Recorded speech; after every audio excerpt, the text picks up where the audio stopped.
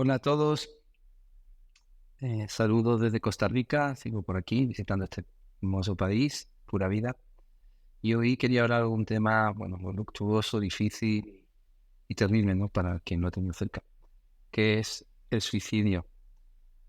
Y me gustaría dar mi perspectiva de por qué ocurre de diferentes facetas y con todo el respeto a las personas que han tenido a alguien que se haya suicidado, porque el dolor es terrible. Así que muchísimas gracias por estar ahí como siempre y os narro mi opinión sobre este tema.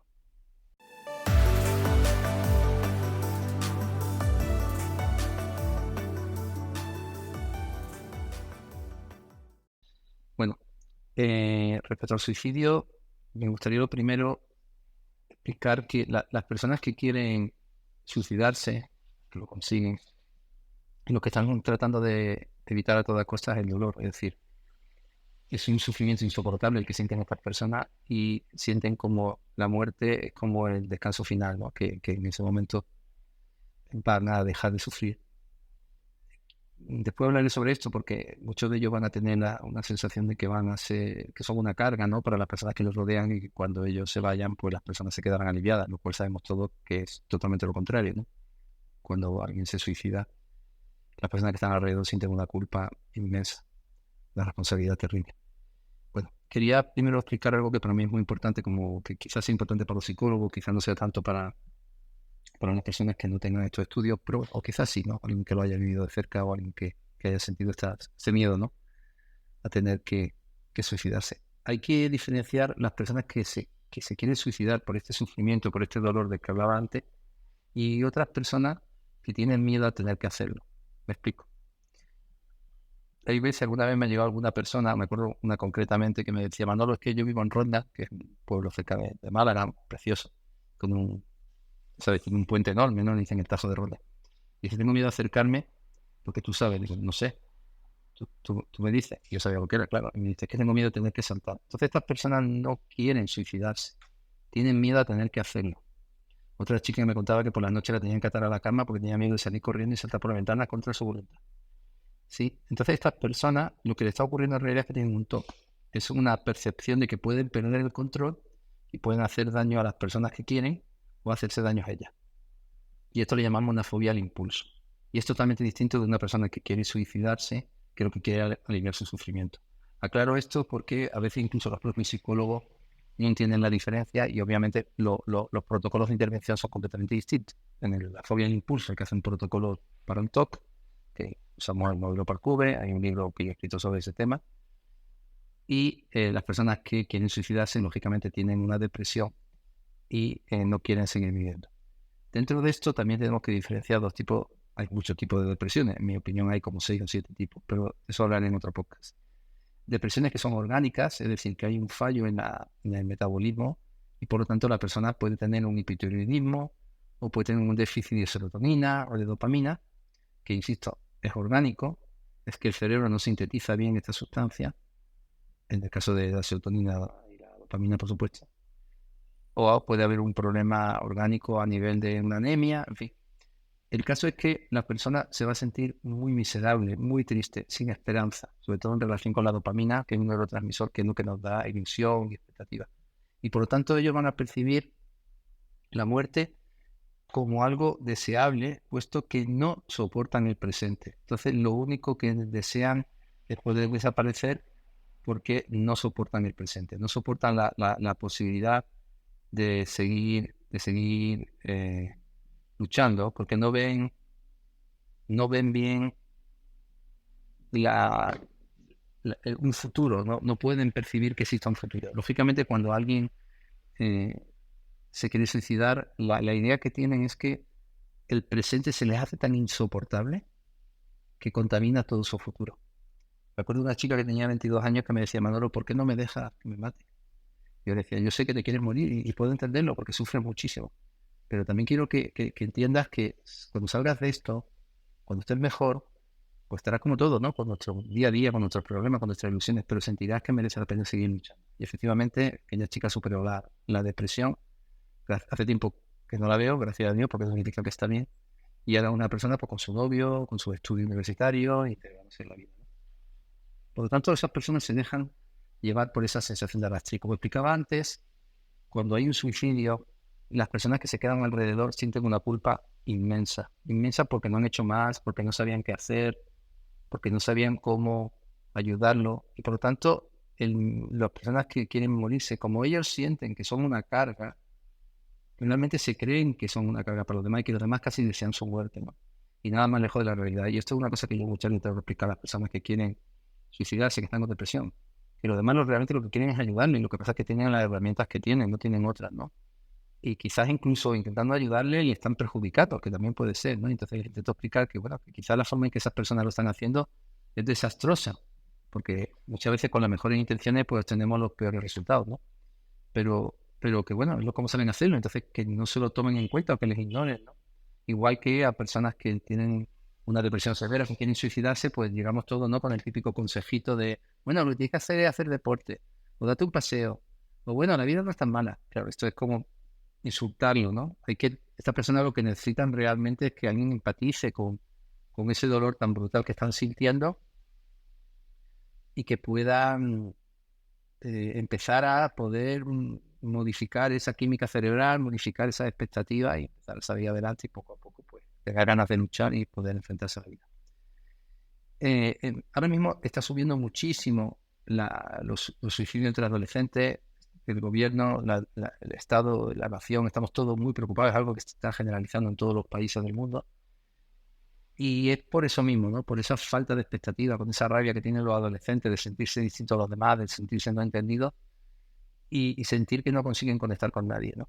Y esto tiene mucha relación con el trauma de apego, ¿no? Con el trauma en la infancia de sentir que, por ejemplo, solo son válidos por lo que hagan, o de sentir que no va a haber un futuro para ellos, o el sentir que nadie les va a entender, ¿no? Y les lleva a percibir, terrible, ¿no? Con estas edades tan jóvenes, a percibir la muerte como una solución.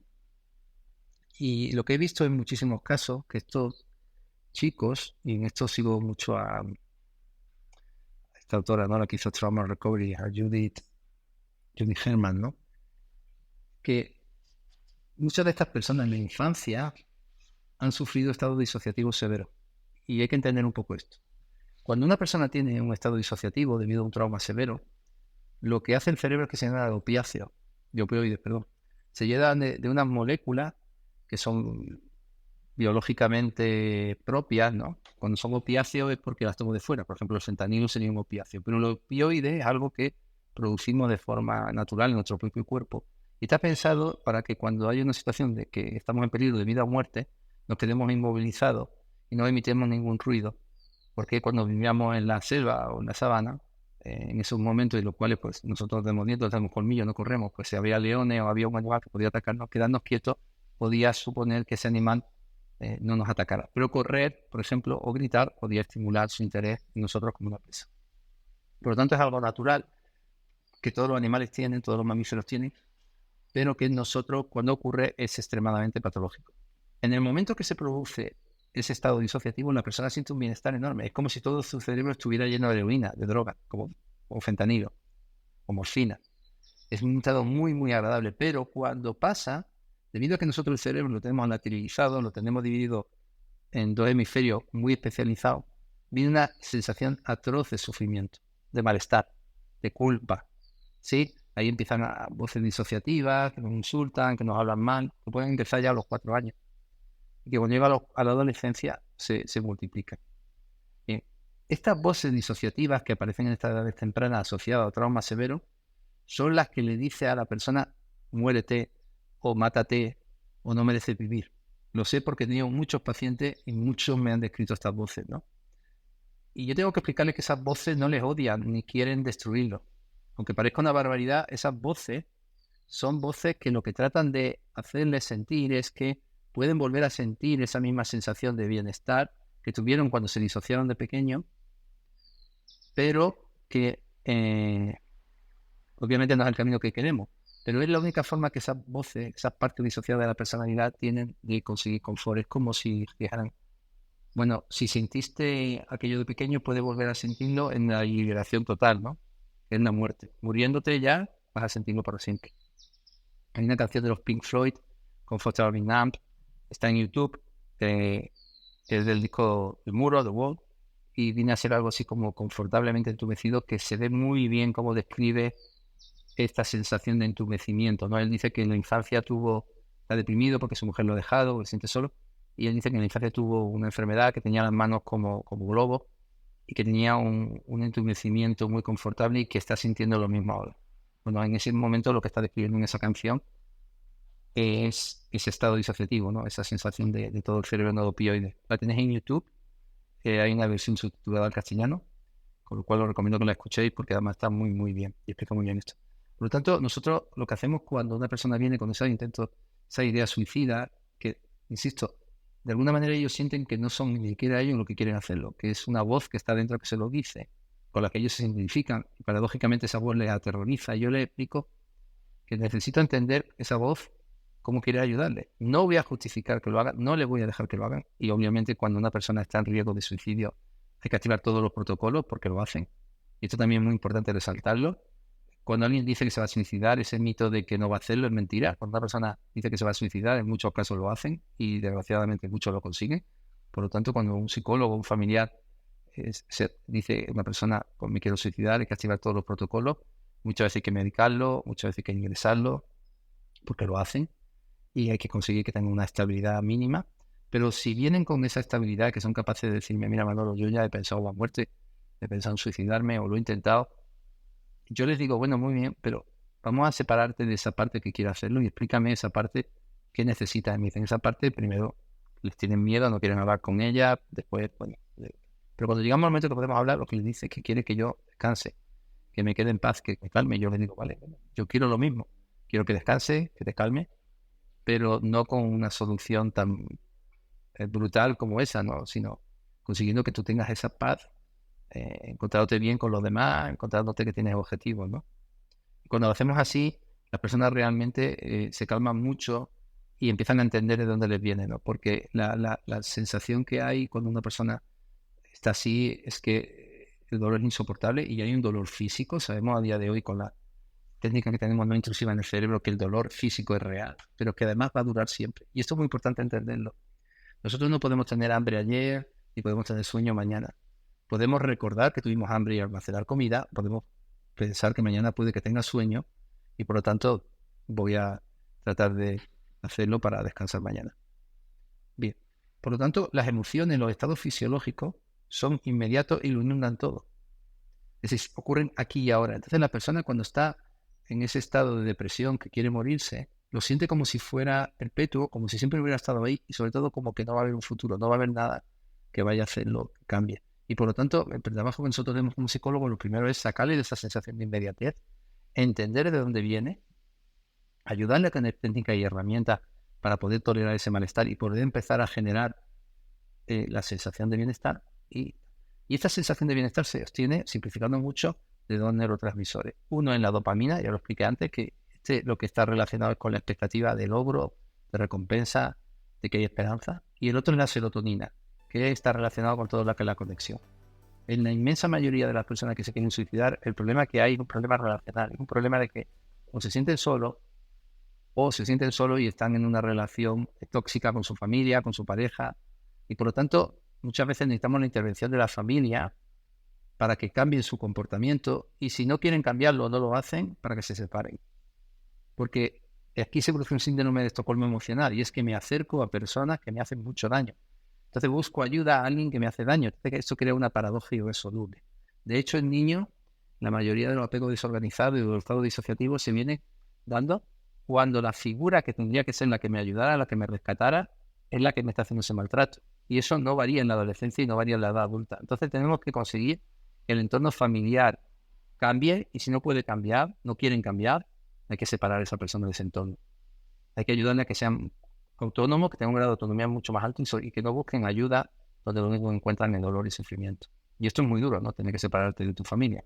Pero hay que hacerlo, al menos aunque sea temporalmente, hasta que tú consigas herramientas para poder regularte bien con ellos y no tener ese sufrimiento. Así que espero haber ayudado a entender este problema tan complejo. Son solo 15 minutos de podcast, obviamente es algo terrible que hay que explicar mucho mejor. Y bueno, si alguien ha tenido alguna persona que lo ha hecho y no me he explicado bien o ha parecido que he podido decir que las personas se suicidan por culpa de su familia, nada que ver en absoluto. Solamente digo que hay que entender por qué ocurre eso, si es algo orgánico, si es un estado disociativo que ha habido en la infancia, si es que las relaciones personales no son adecuadas, y entender para poder prevenir, no para poder no culpar a nadie. No quiero culpar a nadie, pero sí quiero entender que lleva a una persona a sufrir tanto que quiera abandonar esta vida. Muchas gracias, como siempre, por estar ahí y hasta muy pronto.